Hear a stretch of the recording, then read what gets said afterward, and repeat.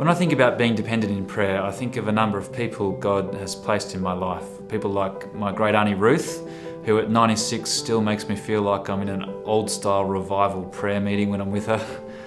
I think of others who day in and day out faithfully pray without thanks or recognition. Those people usually have a system, some way of keeping track of what they're praying for. But for the people I know who aren't just disciplined in prayer but are dependent in prayer, there's something deeper going on. Something that's closer to David when he speaks in the Psalms, when he cries out to God.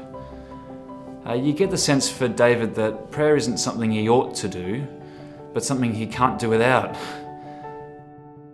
There's a great line from Paul Miller's book, A Praying Life, that has stuck with me. Miller writes, "Learned desperation is at the heart of a praying life." It's this learned desperation that I see in the praying people around me.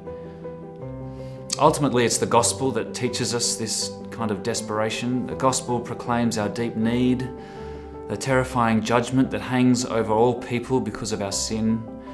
And the gospel sings of the wonderful grace of God who is powerful and willing to save his people through Jesus.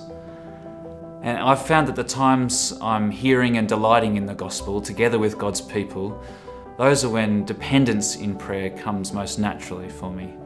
But I've also found one of the things God has used to help me learn desperation has been suffering and trials, times in my life when I've been forced out of my depth, forced to realize just how weak I really am.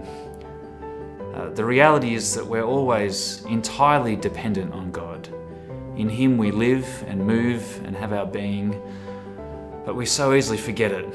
And whatever God uses to remind us of that, to drive us to further dependence on him in prayer, is ultimately a gift from him for his glory and for our ultimate good.